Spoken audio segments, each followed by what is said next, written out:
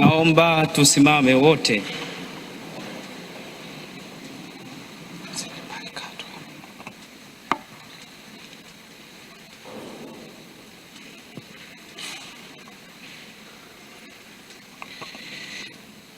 Uwe nasi Mungu Mwenyezi, uliye mtoaji wa neema zote na mgawaji wa kila daraja na mpangaji wa huduma. Wewe huishi milele na kuvifanya upya vitu vyote. Kwa maongozi yako ya daima wayapanga yote, na kwa njia ya neno wako ndio mwanao Bwana wetu Yesu Kristo, aliye nguvu na hekima yako, wayatimiza katika nyakati zote makusudio ya upendo wako.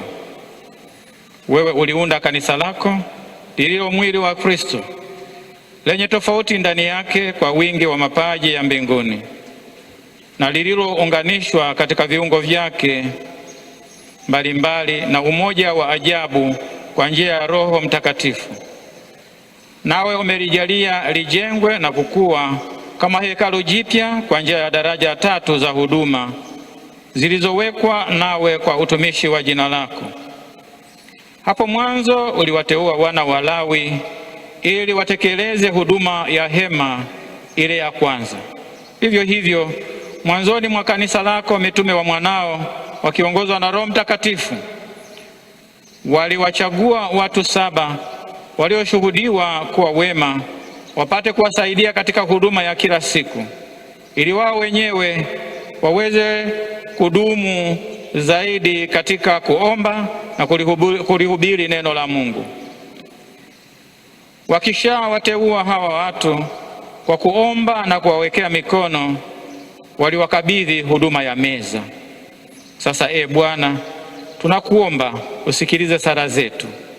Mtazame kwa wema huyu mtumishi wako tunayemweka wakfu katika daraja ya ushemasi, ili atumikie katika altare zako takatifu.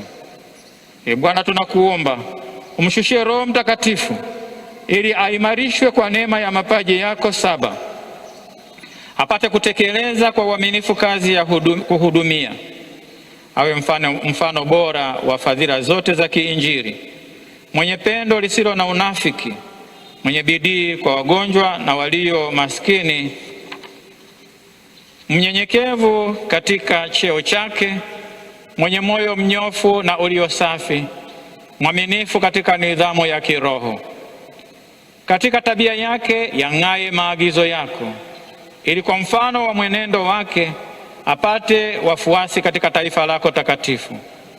Naye akitegemea ushuhuda mwema wa dhamiri, adumu kuwa imara na thabiti katika Kristo, hadi siku ambayo baada ya kumwiga mwana wako hapa duniani, aliyekuja si kwa kutumikiwa bali kutumikia, astahili kutawala naye huko mbinguni, anayeishi na kutawala nawe katika umoja wa Roho Mtakatifu, Mungu milele na milele. Amina. Ndugu wapendwa, huyu ndugu yetu Evans Kilaini sasa ni shemasi.